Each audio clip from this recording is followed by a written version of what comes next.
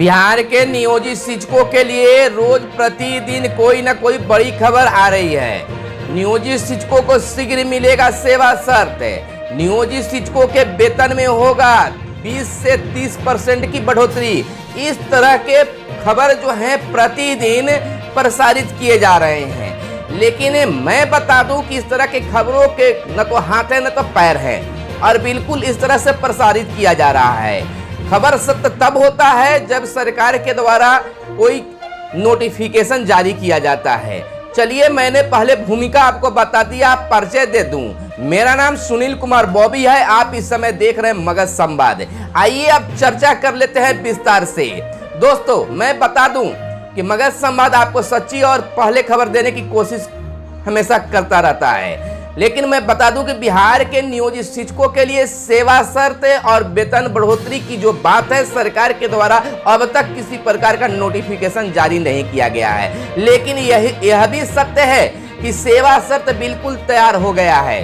Committee के द्वारा पहली बैठक किया गया है, लेकिन उस बैठक के बाद दूसरी बैठक में नहीं हो पाया है, क्योंकि कोरोना संक्रमण के कारण अध्यक्ष मंडली में जो सदस्य थे उनमें एक जो है कोरोना से पीड़ित है, और उसके कारण ही अब तक दूसरी बैठक नहीं हो पाया है। लेकिन जो पहले से सेवा शर्त नियोजित शिक्षकों के लिए बना था, उस सेवा शर्त को लेकर पूरी तैयारी कर ली गई है और सेवा शर्त बिल्कुल तैयार है, और तैयारी में उसमें केवल संशोधन किया जा रहा है, और संशोधन के हिसाब से फिर वह प्रकाशित किया जाएगा।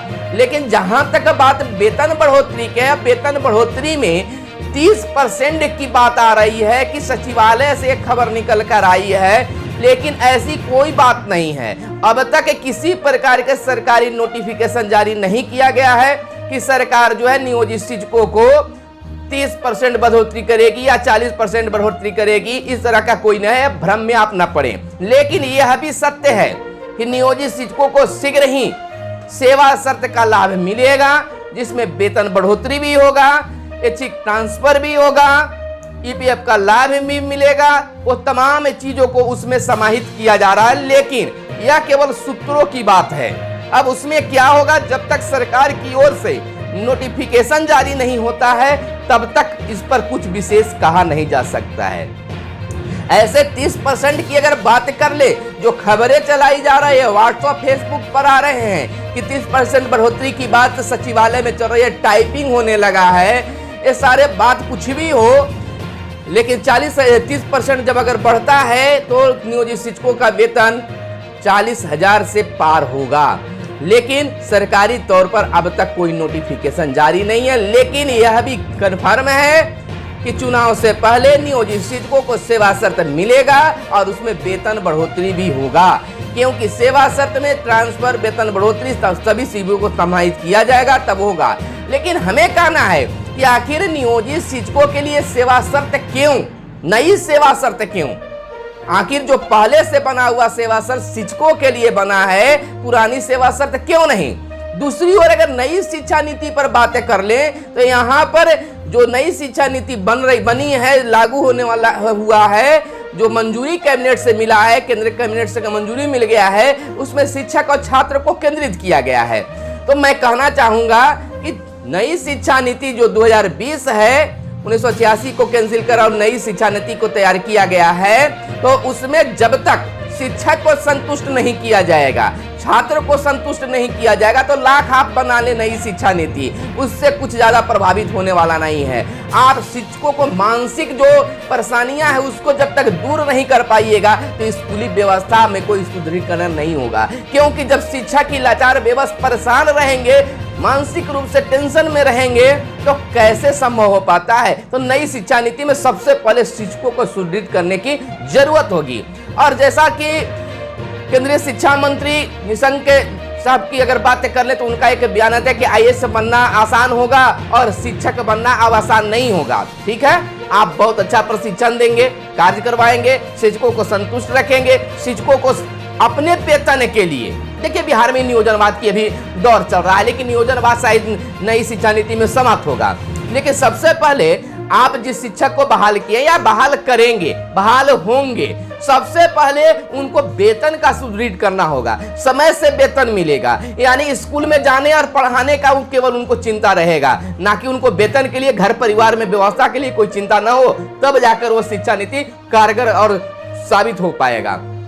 तो बता दूं कि सबसे पहले शिक्षकों के वेतन पर सरकार को बात करनी चाहिए, समय पर वेतन मिलना चाहिए और एक सम्मानजनक वेतन मिलना चाहिए।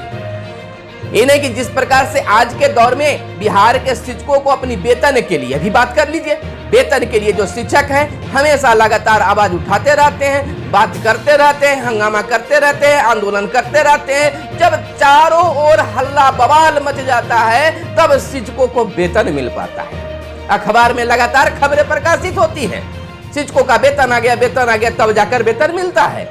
और वो भी वेतन अगर 6 महीना, 3 महीना, 2 महीना पर मिलता है तो जैसे आया वैसे चला जाता है, खर्च बढ़ जाती है।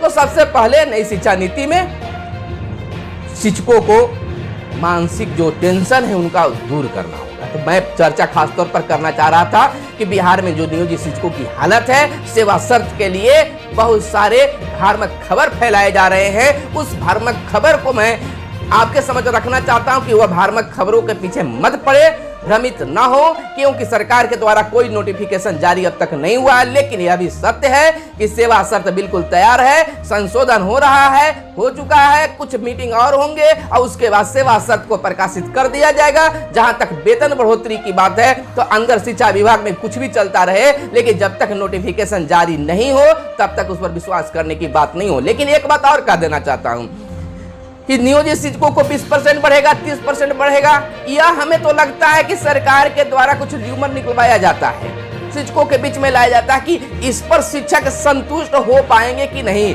अगर हम 20% बढ़ा देंगे तो शिक्षक संतुष्ट होंगे कि नहीं, 30% बढ़ाएंगे कि होंगे कि नहीं, यह कुछ वैसा हमको लगता है कि इसके लिए इस तरह की बातें सामने लाई जाती है शिक्षकों के बीच में। और हम लोग के शिक्षकों के बीच में जो है क्या प्रक्रिया चल रही है, उस प्रक्रिया के हिसाब से शायद सरकार काम करेगी या करती हो। तो इसको लेकर है तो नियोजित शिक्षक वेतन बढ़ने से संतुष्ट कहां हो पाएंगे जब तक उनको जो पुराने शिक्षक का जो लाभ मिलता है वो तमाम चीजें नहीं मिल जाएंगे, तब तक कहां से संतुष्ट हो पाएंगे। सरकार को अगर जब भारत सरकार हो या बिहार सरकार हो, अगर शिक्षा को सुदृढ़ करना है तो शिक्षक को भी ध्यान में रखना होगा, केंद्रित करना होगा और उस पर कार्य करते रहना होगा। तो निश्चित तौर पर एसी में बैठकर कोई नियम बना देने से वह धरातल पर कारगर साबित नहीं होता है।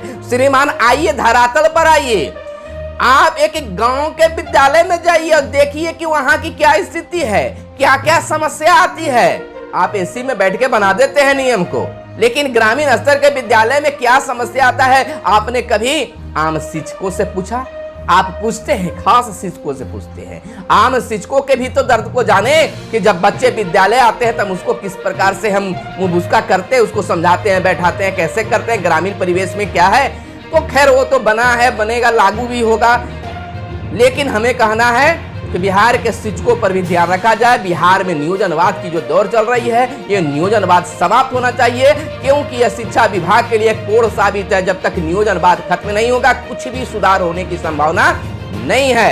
तो सबसे पहले नियोजनवाद को समाप्त करें और जो बहाल हुए हैं उनको सम्मानजनक वेतन दे, सम्मानजनक उनका सेवा शर्त लागू कर दें कि उनको केवल एक ही टेंशन रहे कि हमको विद्यालय जाना है और आज इस चैप्टर को कंप्लीट करवा देना है। लेकिन श्रीमान आज तो इसका उल्टा है, विद्यालय तो जाते हैं शिक्षक, पढ़ाने का भी काम करते हैं, लेकिन उनके दिमाग में चलते रहता है कि हमारी परिवार की गाड़ी आगे कैसे बढ़ेगी, हमारा जो कर्ज में डूबे हुए हैं हम लोग वो कैसे जाएगा। तो पहले इसको दूर करना चाहिए। चल वीडियो लंबी नहीं हो इसलिए वीडियो को मैं यहीं पर समाप्त करना चाहूंगा। और आपका विचार क्या है? मेरा तो यह विचार है कि हमें नई सेवा शर्त, शिक्षकों को नई सेवा शर्त नहीं बल्कि पुरानी सेवा शर्त मिलना चाहिए। और ये इस तरह से रूमर जो फैलाते हैं वेतन संबंधी लेकर, अन्य चीजों को लेकर, कम से कम शिक्षकों के दिल से उनके जो विचार है उनसे खेलने की कोशिश ना करें। और जैसे ही किसी प्रकार का सरकारी नोटिफिकेशन जारी होगा या सूत्रों के माध्यम से अगर भी जानकारी मिल पाता है तो हम आप तक लाने की कोशिश करेंगे। इस वीडियो को यहीं पर समाप्त करते हैं। धन्यवाद। जय हिंद, जय भारत, वंदे मातरम।